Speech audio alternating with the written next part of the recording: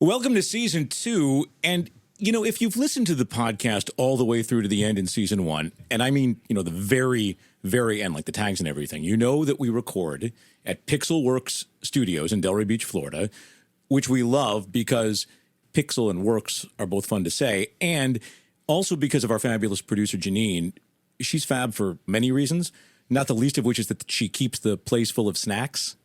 And some of those are healthy, and some health and diet may not be the reason that one reaches for that particular snack option. But whatever particular munchie is your favorite, now would be the time to go get yourself one. Bring it along for a ride on the Back Nine.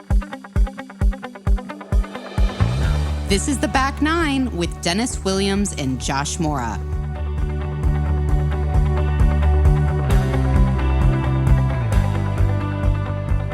Dennis, season 2.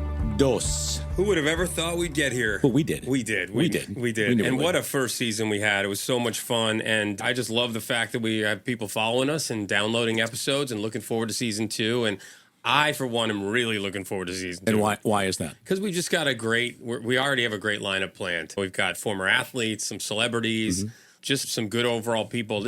What has happened? I have people asking me if they can be on now. Are you having that happen? All the time. I'm not kidding and you. frankly, some of them, not so much, really. I know. Nice people, but... I know. The guy at the bank the other day, no. The guy washing my car was like, can I get on your show? Well, he is good, though. I like him.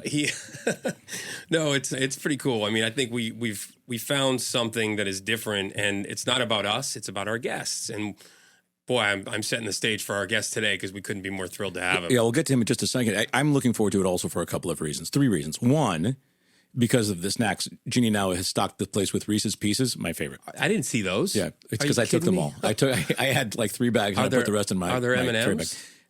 I didn't get past the Reese's. Darn it. I'm a peanut butter. 2, because we're going to focus, as we talked about in Making the Turn, we're doing some more topically based shows, as well as having great guests. And 3, because of our guests, and especially our first guest. Should we bring him in? Yeah, let's bring him in. So this guy, and this is really our first kind of A-list. So we've been lovely celebrities before, but people that we really knew and have known throughout our lives. This guy is someone that we met separately, but at the same time, when we were working in Buffalo, this guy, if he were not in LA doing Hollywood stuff, he might be the mayor of Buffalo. An amazing career, huge Buffalo sports fan, and extremely accomplished guy, and currently the co-creator of what is now my favorite show that I've been watching the entire first season. It's on Max. It's called The Bookie, and he is our good friend, Nick Bakay. And Nick, we could not be more pleased to have you joining us on the Back Nine. I'm thrilled to be here. I'm thrilled to be on my Back Nine, too. Well, we all are. So yeah, none of us know what hole we're on. That's the whole key. No. I think the goal here is, Nick, I want to talk about your career just a little bit and then make it relatable for our audience, because there's a very limited selection of people that can understand what a career in Hollywood is like. But I want to first talk about how we met. I had been a fan of yours from when you had been doing spots on ESPN. This is several decades ago for all of us. And I mean, you did a segment about the NFL leaving LA that is still one of the funniest things I have ever seen in my entire life. And then we were working in Buffalo. I did not know you were from Buffalo at the time. And suddenly there you were in the press box, I think at a Sabres game. And you came up to me and said, "Hey, Josh Mora." And I was like, "Oh my God, Nick, you're Nick Bakay," like that. And you're identifying. So that was a really meaningful moment. And we've been able to stay in contact ever since. That's right. Yeah, my wife, we were living in a rental at the time, and she probably bribed the building manager into letting her jam a satellite dish wire into the side of the building at the dawn of satellite TV. Yeah. And I became addicted to, as a Buffalonian at heart and forever, Empire Sports Network.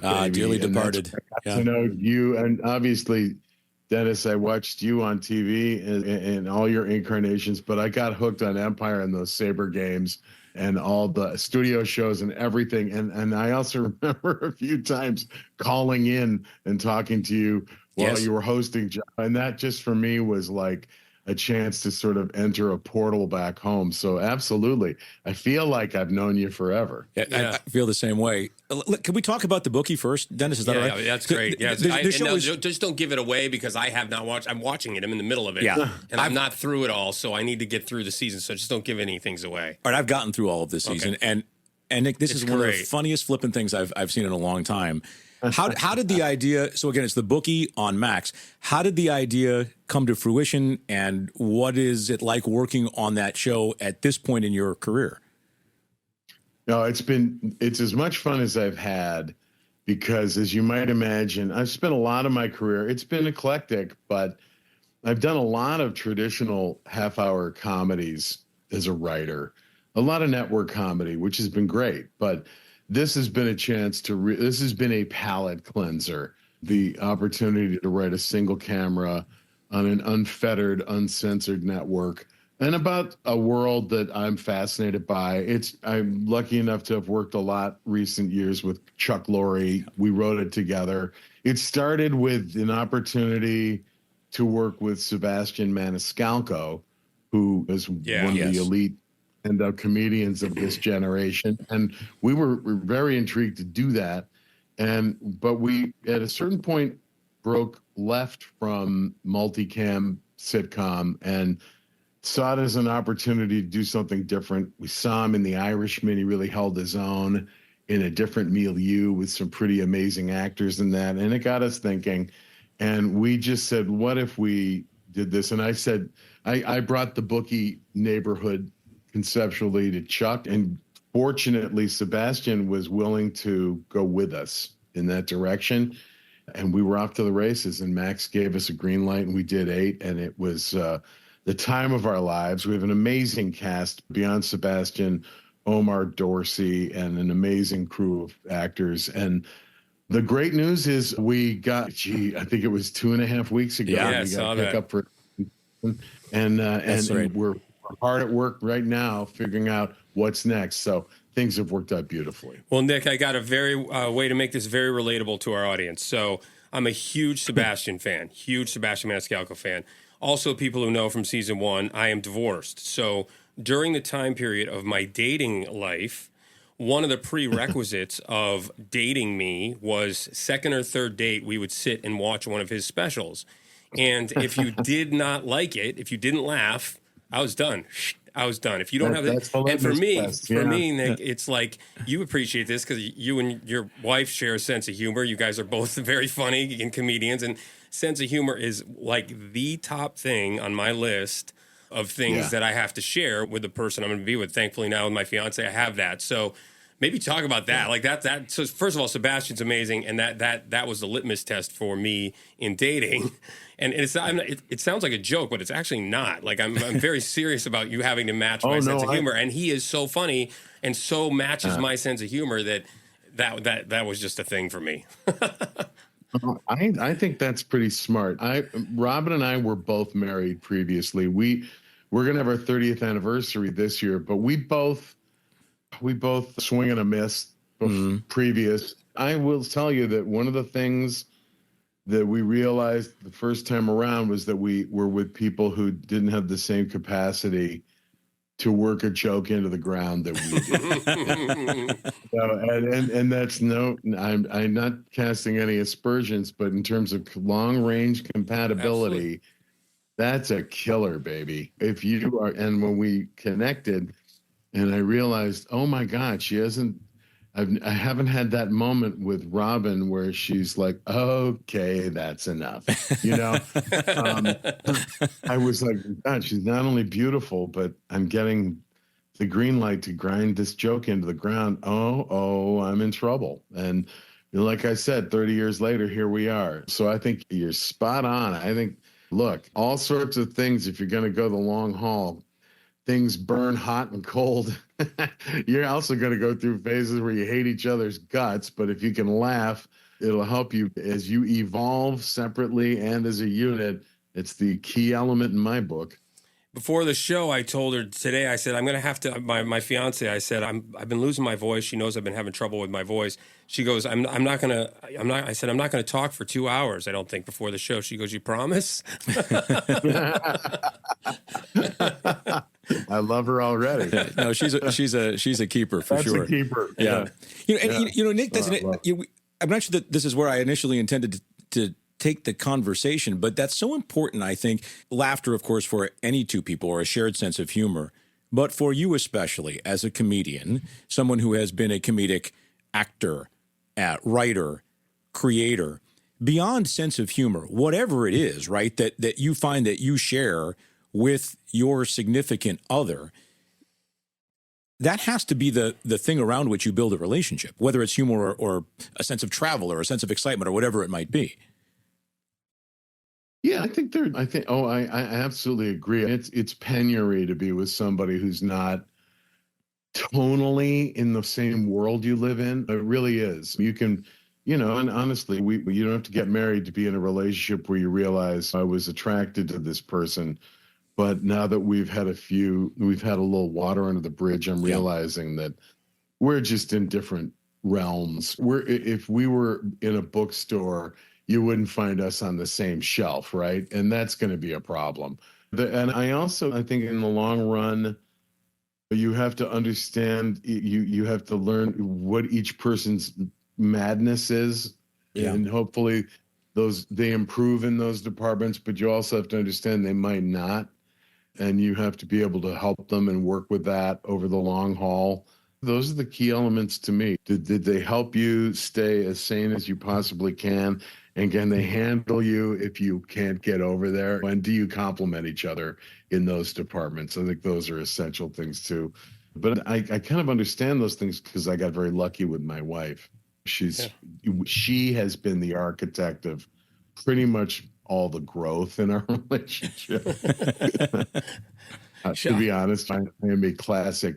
Why would we change anything male? And all the sort of grand moments in our life together, she's pretty much designed them. And those were the moments when I was smart enough to listen. Well, that's important. We'll be back after these messages from our sponsors. If you need a benefit auctioneer for your next fundraising gala, hire Eric Goodman, who's broken fundraising records all over the country. Josh and I have known Eric for over 30 years, and he's one of the most passionate, energetic, and hardworking people we know. Eric's consulting strategies and successful fundraising techniques is why he raised $1 million in 10 minutes at a recent event.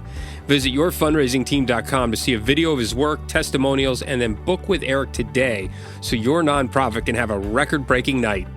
Now back to the guys. How much do you think the small town roots and being connected to a place like Buffalo has informed what you've been able to do and how you've been able to stay humble and not get swept up in that Hollywood lifestyle? I mean, you've been around some amazing people. I mean, we could go through your resume. I don't think we did it justice even. King of Queens was incredible, and you were extensively involved in that. And Sabrina. A bunch of movies you've done too. So it's such an incredible resume, and it never seems like you got swept up into the Hollywood scene, and you just remained humble and connected to Buffalo too in a lot of respects. That's really nice to hear, if that's the perception. I mean, honestly, I've had a workman's career. It's not like I fell into that kind of clover that was that kind of seductive, ruinous path. I've really writing, for all the cool things I got to do, and it's been really cool, writing has always been my bread and butter. And it's not sexy at all. It's really, it's just work. It really is. It's grind work, and it's rewriting, and it's fixing, and it's also working well with others, playing well with others, right? Being a Buffalonian was a real plus, because I do think that that's a place that keeps your head in a good place. My wife's line to me always is, why don't you in Buffalo go get a room? Right. I'm very...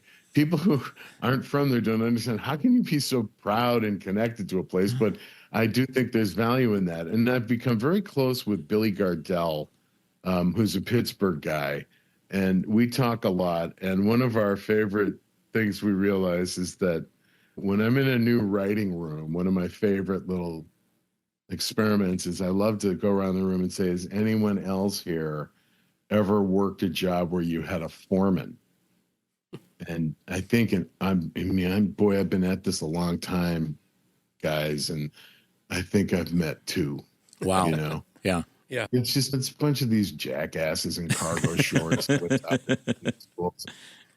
It's a different mentality. It just is. But when I meet those guys, they're always from Cleveland or Pittsburgh, and they're plus foreman. I guess that dates me to a degree. It's generational as well. But it just tells you about a mentality of people who've had the kind of jobs where nobody's there to make sure your feelings are okay. Right.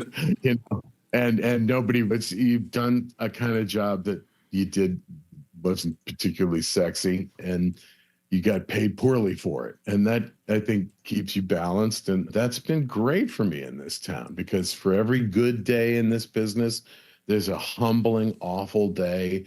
And there's a lot of days of mystery, and it sucks. So if you don't get too high, you try not to get too low. And that, Nick, I think is where we all are as we are on the back nine, which is that mystery, right? We don't know what's coming next. We don't know that we're going to have our health from one day to the next. Not really. We don't necessarily know when we're going to want to take a change of direction with a career or something that's going on with our kids or whatever it might be. And so you've provided a good point there about finding the value in grounding yourself. What advice would, and you've constructed a career that has, by definition, has to hop from gig to gig to gig to gig. Many of us at this time in our lives may have something similar. We're looking to find that last thing or the next couple of things that are going to take us to the end of working life or whatever it might be. When you have the opportunity to assess a situation, I mean, the Bookie seems like an obvious one to say yes to, but I'm sure there are some that you've also said no to. What kind of values do you lean on to help you make those decisions? It's really interesting. I'm not a big no guy. It's funny. People have always said, well, you've done all sorts of interesting things. For a guy in a comedy writing room, I do stand out because I've done a lot of acting. I've been on a lot of shows. I did a lot of ESPN. I've done movies. There's other stuff in that mix, but it was always saying yes out of necessity. It wasn't like, I'm going to be some fascinating unicorn. It was like, this was never like, look at me. It was always, how do we get the rent paid? It was always, the mother of invention was just driving to Rent or driving to Braces if you have kids, or almighty, it never ends. I mean, I had to buy lithium batteries, 4 AA lithium batteries last week. It was $27, right? It's like, what? I think we're doomed, right? It's like you think like, well, there'll be a time when I don't have to. No. We live in a punishing. It's funny. I have a private blog with a bunch of guys I grew up with in Buffalo. We've known each other since we were maybe like 7, 8 years old.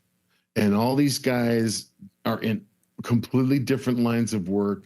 Some are back home. Many are scattered across the country.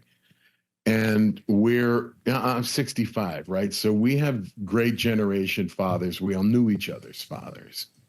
And those guys in the man department, they skate circles around us. It's not even close. They were tougher. They were smarter. They went through things we'll never understand, on and on and on. The one thing we have a consensus on that we have harder than our fathers is the staggering cost of living. Right. And it's not a category you want to win. It's not, but it's the truth. So, and as well as things have gone for me, I live in an expensive world, and I try to take care of my family as best I can. And I always had that feeling of, my God. And I also adopted some boys very late in life. I have an 11-year-old and a 16-year-old. Wow. Oh my gosh. I'm going to be like that poor woman who finished that marathon with crap running down the back of her legs. There will be There's no retiring. There's, I'm like the horse in True Grit. He's just going to shoot me dead when I'm going to drop dead. And hopefully the family gets to the end zone. Wow. So I feel that herein lies my destiny. So I'm a yes. You got work? Yes, I'll do it. That's great. That might be the mic drop there, but I did have one more question for you, and that was, do you have anything for our listeners, like one nugget that switched on the front nine to the back nine, something that something that makes you different, or advice you would give that the first half of your life I was this way, and the second half of my life I really learned some sort of valuable lesson? Is there something that you can leave us with? The only thing is this, it's a work in progress. It's not something that I've actually mastered, but I am working on it. And I am looking back over my life since I became an adult, and particularly since I had dependents. And I look back and I think how much of my life I spent worrying about things that didn't happen. And how many of the truly bad things that came were just like a quarterback that got blindsided. You didn't see it coming. And I am trying my damnedest to not lose as much of my time and my energy and the moment to moment of my days and the beautiful potential of my life with just mindless worry, because I've wasted a ton of time and I never got it right. All the stuff that got me up at 3 a.m. weren't the things that got me. And so this is my project. This is my current project. So that's my advice to everybody. Look back on how all the things you frittered great moments in your life away worrying about, and really do the math on how often were you actually right. That's spectacular. That's a great way to end it. Mic drop on, mic drop on, mic drop, right? Yeah. Thanks so much, Nick. Nick, great to see you. Hey, I love where season 1 of the Bookie ended. I can't wait for season 2. I know you're working on it, and congrats on that success, your career success, and thanks so much for being with us. My pleasure. Good luck, fellas. Thanks to you, Thank you, my friend. Well, I can tell you, Dennis, I can really identify with that last nugget that Nick dropped. He's absolutely right. The things that have been most impactful and often negatively impactful have been things that I absolutely did not see coming. Yeah, I think the whole idea that we worry, I work on that all the time. Yeah. Things, whether it's something with a client at work or something else in my life, something with my kids. When you're a parent of kids that are grown and out of the house, I mean, think about the amount of times I worry about my 26-year-old and 22-year-old. I'll wake up at night and think, is Maddie okay in St. John? Like, is she okay right now? Is she? And I just worry. And there's not, that doesn't solve anything. There's nothing that accomplishes. And I think his point is, the result is not going to be there. Like, it's not going to happen, right?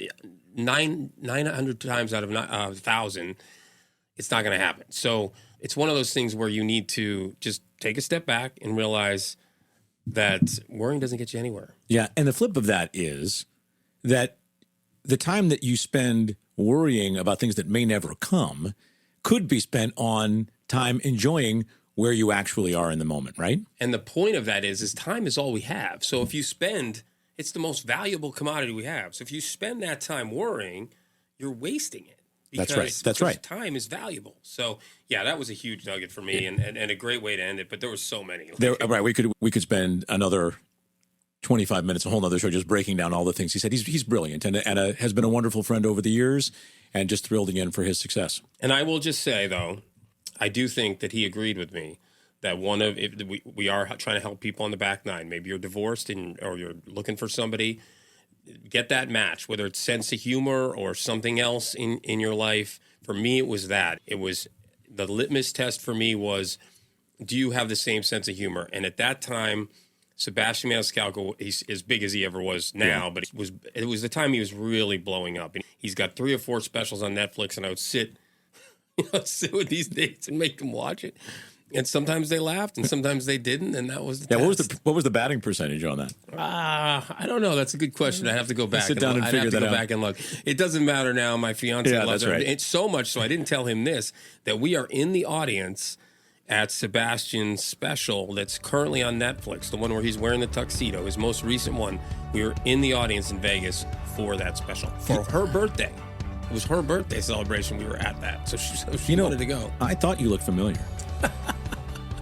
Well, Nick is a great friend. He's familiar. A lot of things to break down there. And we'll review those in a future episode at some point. And we'll see you next time on The Back Nine. Thanks for teeing it up with Josh and me on the Back Nine podcast. We would be eternally grateful if you could download and follow us on Spotify, Apple, or wherever you get your podcast, and leave a 5-star rating. The Back Nine is hand-woven by Stella Mix Productions and recorded at Pixelworks Studios in Delray Beach, Florida.